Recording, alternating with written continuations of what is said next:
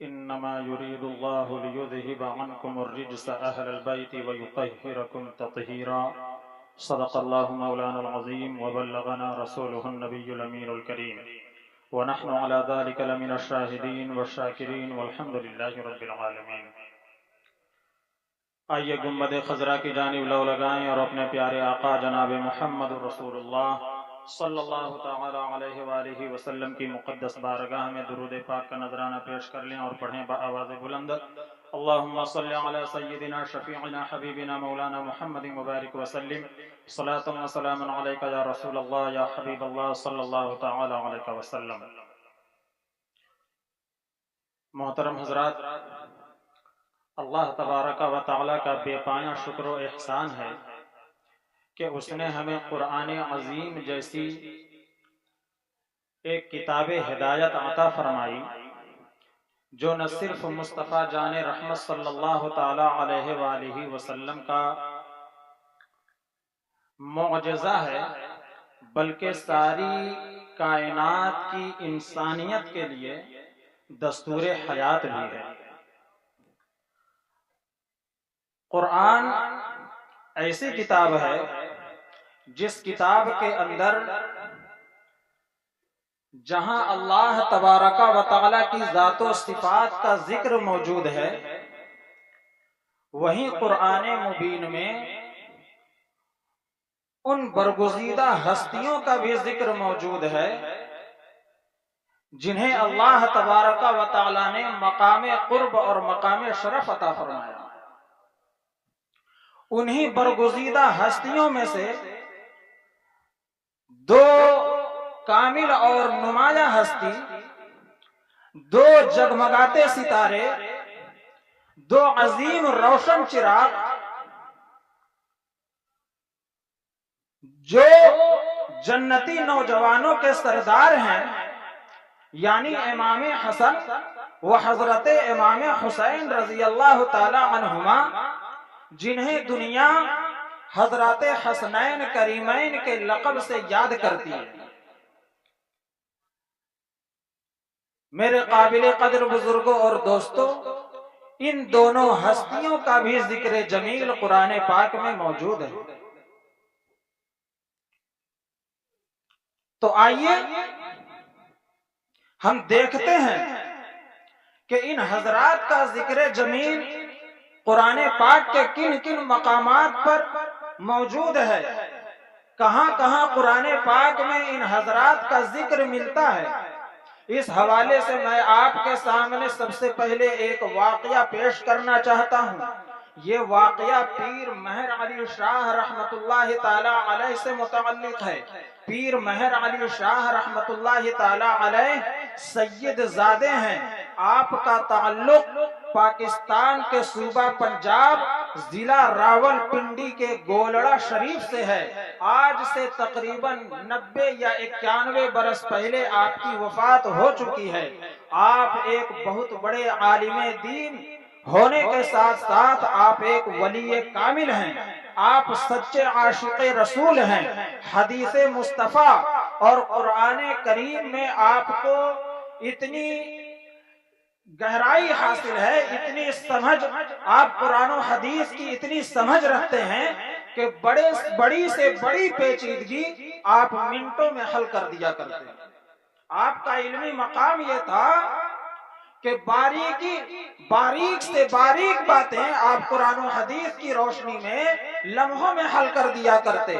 چنانچہ ایسا ہوا کہ ایک انگریز پادری شخص وہ آپ کی بارگاہ میں حاضر ہوا اور یہ اعتراض لے کر حاضر ہوا کہ حضور، تم جو کہتے ہو کہ قرآن پاک میں ہر چیز کا ذکر موجود ہے، تمہارا یہ دعویٰ غلط ہے، کیونکہ آپ یہ کہتے ہیں کہ حضرت امام حسین رضی اللہ تعالی عنہ حضرت امام حسین رضی اللہ تعالی عنہ مسلمانوں پر احسان کیا ہے.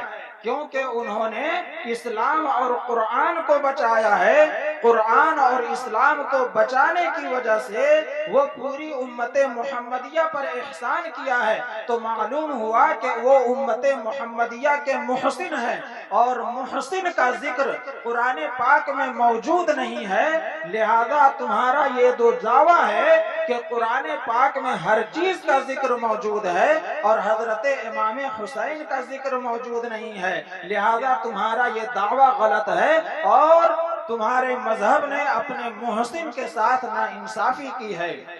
حضرت پیر مہر علی شاہ رحمت اللہ تعالی علیہ نے جب اس انگریز پادری کا یہ اعتراض سنا تو آپ نے فرمایا کہ تم قرآن شریف پڑھنا بھی جانتے ہو، کیا تم نے قرآن شریف پڑھا ہے؟ اس انگریز پادری نے کہا کہ میں پڑھنا ہی نہیں جانتا، بلکہ اچھی طرح سے قرآن پاک پڑھنے کے جو قواعد ہیں، یعنی قواعد تجوید کی رعایت کے ساتھ میں پڑھتا ہوں، اور ہر وقت قرآن پاک کو میں اپنے جیب میں رکھتا ہوں، اور اس وقت بھی قرآن پاک میرے جیب میں موجود ہے، بتائیں میں کہاں سے قرآن پاک پڑھوں؟ حضرت پیر مہر علی شاہ رحمت اللہ تعالی علیہ نے فرمایا تمہارا جہاں سے جی چاہے تم پڑھنا شروع کر دو۔ اس پادری شخص نے با ادب ہو کر ادب کے ساتھ قرآن پاک کو کھولا اور پڑھنا شروع کیا۔ پڑھا اعوذ باللہ من الشیطان الرجیم بسم اللہ الرحمن الرحیم۔ پیر مہر علی شاہ رحمت اللہ تعالی علیہ نے فرمایا بس کرو، تم اپنی تلاوت کو یہیں روک دو، آگے پڑھنے کی ضرورت نہیں ہے۔ آپ یہ بتائیں کہ علم الاعداد کے اعتبار سے بسم اللہ الرحمن الرحیم کے کتنے عدد نکلتے ہیں؟ بسم اللہ الرحمن الرحیم کے کتنے عدد نکلتے ہیں؟ اس انگریز پادری نے کہا کہ یہ تو بہت مشہور بات ہے کہ بسم اللہ الرحمن الرحیم کا عدد 786 ہے۔ تو پیر مہر علی شاہ رحمت اللہ تعالی علیہ نے فرمایا کہ علم الاعداد کے اعتبار سے بسم اللہ الرحمن الرحیم کا عدد 786 ہے، اس کو ایک طرف رکھیے اور دوسری طرف دیکھیے، لفظ امام حسین کے عدد ہیں 210، آپ کا سال پیدائش ہے 4 ہجری، آپ کا سن شہادت ہے 61 ہجری، آپ جس مقام پر شہادت کے مقام پر فائز ہوئے یعنی لفظ میدان کرب و بلا، اس کے عدد ہیں 261، اور آپ کا بھائی امام حسن اس لفظ کے اندر 200 عدد ہیں، اور آپ کا سن شہادت ہے 50 ہجری، اور ان سارے اعداد کو شامل کر لو تو 786 بنتے ہیں۔ معلوم ہوا کہ اے انگریز پادری تمہیں کہیں اور جانے کی ضرورت نہیں ہے، قرآن پاک کی تمہیں اور کسی آیت کی تلاوت کرنے کی ضرورت نہیں ہے، بلکہ بسم اللہ الرحمن الرحیم ہی کے اندر امام حسین کا نام پاک موجود ہے، امام حسین کا سال پیدائش کا ذکر بھی موجود ہے، امام حسین کا سن شہادت کا ذکر موجود ہے، امام حسین نے جس مقام پر شہادت حاصل کی یعنی میدان کرب و بلا کا ذکر بھی موجود ہے۔ یہیں تک نہیں بلکہ آپ کے بڑے بھائی امام حسین کا نام پاک بھی موجود ہے، امام حسین کا سن شہادت بھی موجود ہے۔ اسی لیے تو حسن رضا بریلوی علیہ الرحمہ نے کیا ہی خوب کہا کہ بے ادب گستاخ فرقے کو بتا دے اے حسن، یوں کہا کرتے ہیں سنی داستان اہل بیت۔ عزیزان ملت اسلامیہ، جب یہ علمی جواب حضرت پیر مہر علی شاہ رحمت اللہ تعالی علیہ کی جانب سے اس انگریز پادری نے سنا تو لاجواب ہو گیا، اور اس کے دل میں نور ہدایت جگمگا اٹھا، اور وہ آپ کے قدموں میں گر گیا، اور اسلام کا کلمہ پڑھ کر مشرف با اسلام ہو گیا۔ اسی لیے تو کسی نے کہا ہے کہ نگاہ ولی میں وہ تاثیر دیکھی، نگاہ ولی میں وہ تاثیر دیکھی، بدلتی ہزاروں کی تقدیر دیکھی۔ عزیزان ملت اسلامیہ، یہ تو پیر مہر علی شاہ رحمت اللہ تعالی علیہ کا اپنا انداز ہے اور اپنا علمی جواب ہے۔ آئیے دیکھتے ہیں کہ قرآن پاک میں کن کن مقامات پر آپ رضی اللہ تعالیٰ عنہ یعنی حضرت امام حسن و حضرت امام حسین رضی اللہ تعالیٰ عنہما کا ذکر جمیل واضح طور پر موجود ہے۔ تو پارہ نمبر 22 سورہ احزاب کی آیت ہے۔ اللہ تعالیٰ ارشاد فرماتا ہے انما یرید اللہ لیذہب عنکم الرجس اہل البیت ویطہرکم تطہیرا، کہ اللہ تو یہی چاہتا ہے کہ اے اہل بیت وہ تم سے ہر طرح کی ناپاکی کو دور کرے اور تمہیں خوب خوب ستھرا فرما دے۔ مسلم شریف کی حدیث ہے کہ آقا علیہ السلام نے حضرت مولا علی رضی اللہ تعالی عنہ اور حضرت فاطمہ رضی اللہ تعالی عنہا اور حضرت امام حسن و حضرت امام حسین رضی اللہ تعالی عنہما کو اپنی چادر تطہیر میں لپیٹ کر یہ آیت کریمہ تلاوت فرمائی اور یہ ارشاد فرمایا اللہم ہؤلاء اہل بیتی فطہرہم تطہیرا، کہ اے اللہ یہی میرے اہل بیت ہیں لہذا انہیں تو خوب ستھرا فرما دے۔ معلوم ہوا کہ اس آیت کریمہ میں اہل بیت کا ذکر جمیل موجود ہے۔ یہیں تک نہیں بلکہ آگے بڑھیے اور ایک آیت کریمہ ہے فَقُلْ تَعَالَوْا نَدْعُ أَبْنَاءَنَا وَأَبْنَاءَكُمْ۔ اس آیت کریمہ کا پس منظر یہ ہے کہ عیسائیوں سے بحث ہوئی، عیسائیوں سے بحث و مباحثہ ہوا، تو عیسائیوں سے جب بحث و مباحثہ ہوا تو انہوں نے مباہلے کی دعوت دی کہ تم اپنے بیٹے کو بلا لاؤ اور ہم اپنے بیٹے کو بلا لائیں اور اپنے لیے ہلاکت کی دعا کریں، جو حق پر ہوگا حق واضح ہو جائے گا۔ لہذا آپ نے کیا کیا؟